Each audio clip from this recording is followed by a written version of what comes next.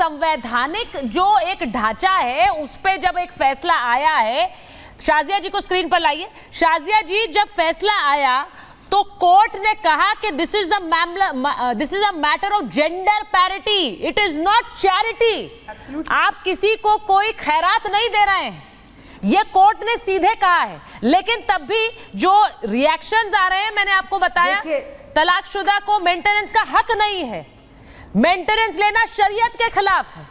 अब ये कौन से मौलाना है जो आकर ये सब बातें कर? देखिए,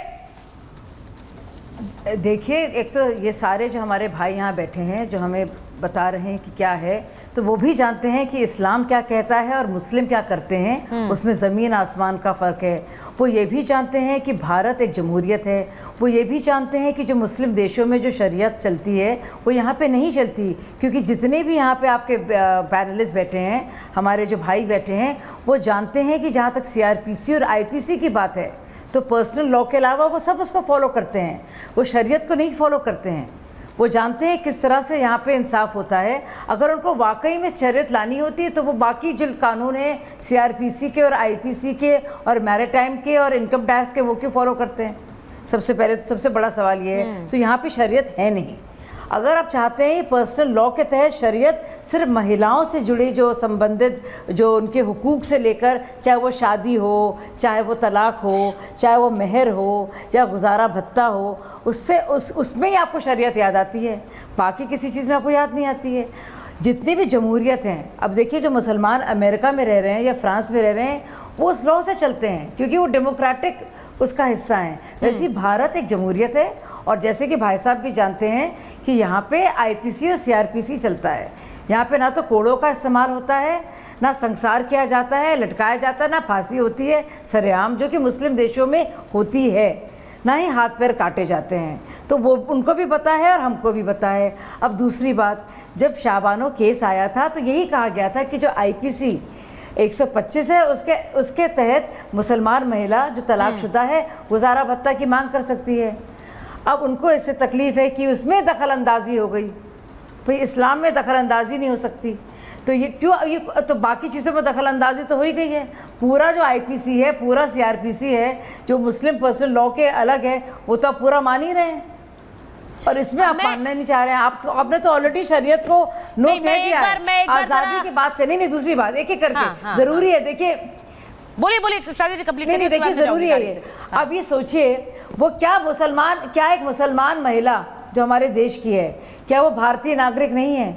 जो भी संविधान हमें मुहैया करता है प्रावधान महिलाओं की सुरक्षा के लिए, तो वो मुस्लिम महिला पे लागू क्यों नहीं हो सकते जब सारी महिलाओं पे लागू हैं? सबसे बड़ा सवाल ये है, मैं मुस्लिम महिला हूँ लेकिन मैं भारतीय नागरिक भी हूँ। मैं शाजिया जी इसीलिए ये बात आज उठा रही हूँ कि क्या ये समय आ गया है कि इस देश में एक यूनिफॉर्म सिविल कोड हो। हमारी देश की अदालतें अभी भी हक, हुकूक, अधिकार के लिए ये केसेस देख रही हैं। ये ऐसा अधिकार है जो हर महिला को बराबर मिलना चाहिए, लेकिन उसके लिए एक मुस्लिम महिला कोर्ट जा रही है कि मुझे मेरा भत्ता मिलना चाहिए, वहां पति मना कर दे रहा है। मैं एक बार तारिक अहमद लारी आपके पास आ रही हूं, जरा बताइए लारी साहब, ये समय नहीं है कि एक यूनिफॉर्मिटी होनी चाहिए कानून में? एक महिला क्यों दर दर भटकती रहे अपने अधिकार के लिए?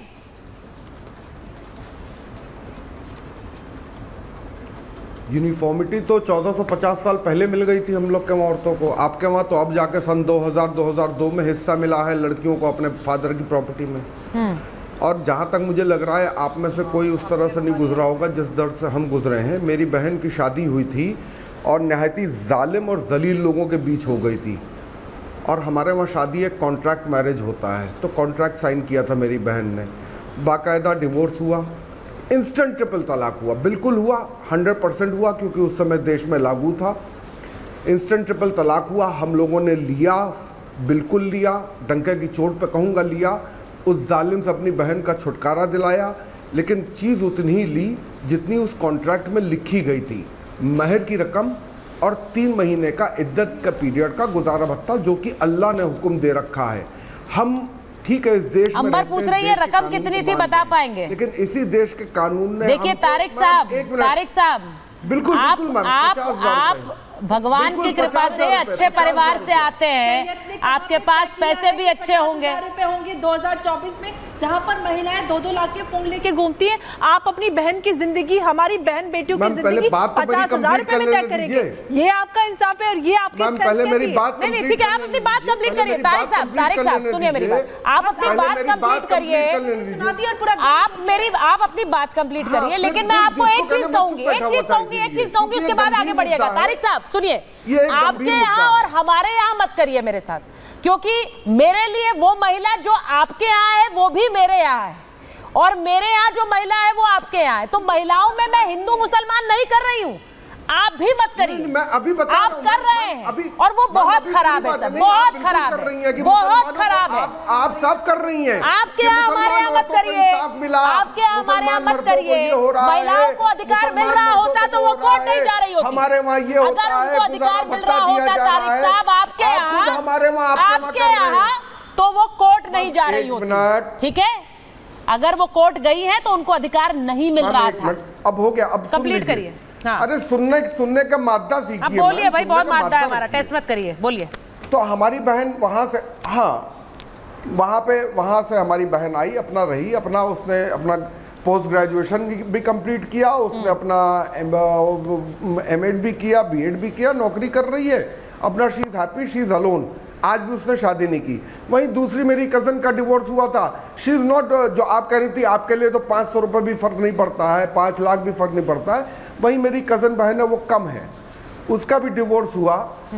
और नहीं तो आप कहना क्या चाह रहे हैं? आपने कहा, आप मुझे बात बता रहे, उसकी लड़की को, अरे सुन तो लीजिए, अरे आप सुन तो लीजिए।